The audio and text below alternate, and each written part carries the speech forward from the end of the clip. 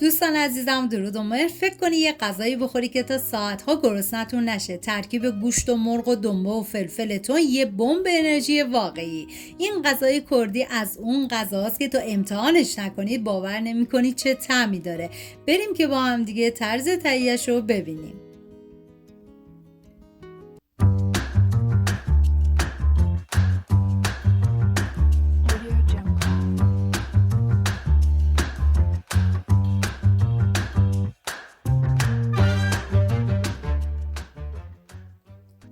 دویست گرم دنبه رو ریز خورد کنید یا اینکه میتونید از روغن دنبه استفاده بکنید، ولی سعی کنید که از روغن‌های دیگه استفاده نکنید. تو دستور تهیه غذای اصلی هم از دنبه استفاده شده چون دنبه طعم این غذا رو فوق‌العاده خوشمزه تر میکنه. 300 گرم گوشت گوساله نیاز داریم ریز خورد کنید. شاید برای بعضی از عزیزان سوال بشه که آیا میتونیم از گوشت گوسفند استفاده کنید؟ ببینید گوشت گوسفند توی این غذا کمی آب میشه. ما میخوام فرم گوشت حفظ بشه و از گوشت گوساله استفاده میکنیم. دنبه های ریز شده رو میریزم داخل تابه و میذارم با حرارت کم دنبه ها کاملا تف بخوره و حتما در طی زمان سرخ شدن باید چندین مرتبه هم بزنید.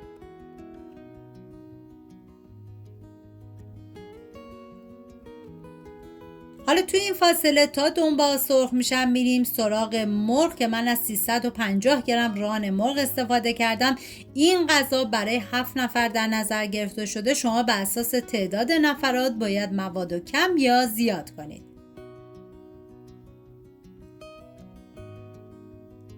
10 حبه سیر رو با دنده ریز رنده کنیم و همین اول ویدیو هم میگم دم کردای عزیزمون گرم با این غذای مقوی و فوق العاده خوشمزه شون. واقعا عالی بود.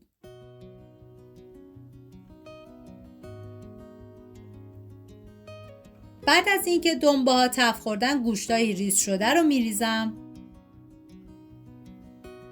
هم میزنم تا با هم دیگه مخلوط بشن و میذارم تا گوشت تف بخوره.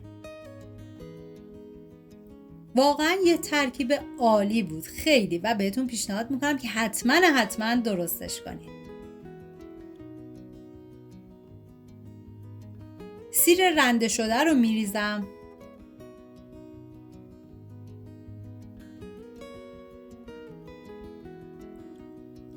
هم میزنم و میذارم تا سیرم تف بخوره. واقعا این غذای قاورمه کردی یکی از خوشمزه ترین غذاهای سنتی بود که من تا به امروز درست کردم. نوبت اضافه کردن ادویه هست شامل زردچوبه، فلفل سیاه و نمک. هم میزنم و میذارم ادویه ها تف بخورن و عطر ادویه ها آزاد بشه.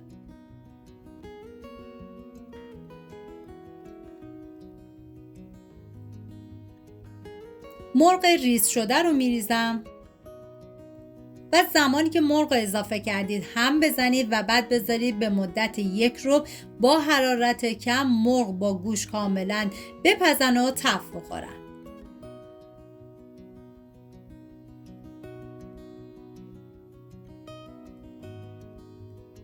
توی این فاصله میریم سراغ پیاز. پیاز این غذا هرچی بیشتر باشه این غذا رو فوق العاده خوشمزه تر میکنه.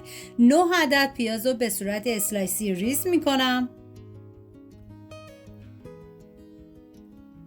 7 عدد گوجه فرنگیرم طبق ویدیو ریز کنید. این غذا برای عاشقان گوشت عالیه. یک غذای مقوی و فوق العاده خوشمزه و مهمتر از همه که واقعا بمب انرژیه.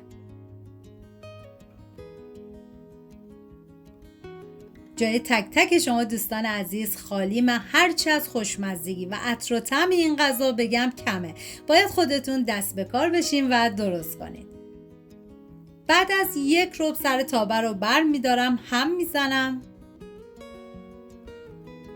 پیازهای ریز شده رو بهش اضافه میکنم. هم میزنم تا با بقیه مواد مخلوط بشه و اجازه میدم تا پیازها هم نرم بشن و بعد سرخ بشن.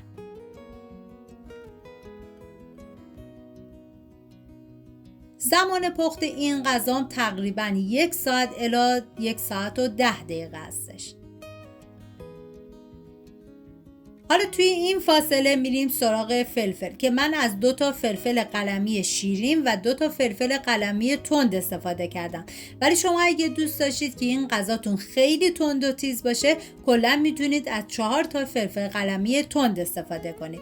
فلفلا رو طبق ویدیو ریز کنید.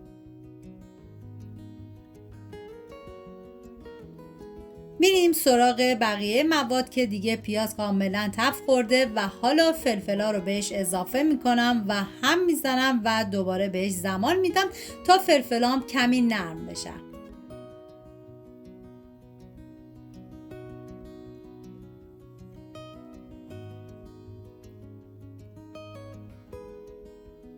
گوجه های ریز شده رو بهش اضافه میکنم. زمانی که گوجه ها رو اضافه میکنید دیگه همه طعم ها با هم دیگه یکی میشه و فوق العاده خوشمزه. هم میزنم و میذارم به مدت نیم ساعت دیگه این مواد بپزه و غذای ما کاملا جا بیفته.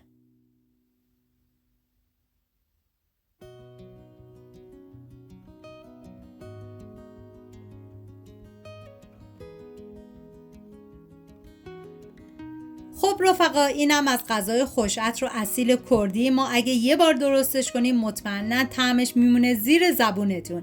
اگر خوشتون اومده یادتون نره ویدیو رو لایک کنید و سابسکرایب کنید تا غذاهای خوشمزه بعدی رو از دست ندید. سپاس از همراهی همیشگیتون. تا یه خوشمزه دیگر، بدرود.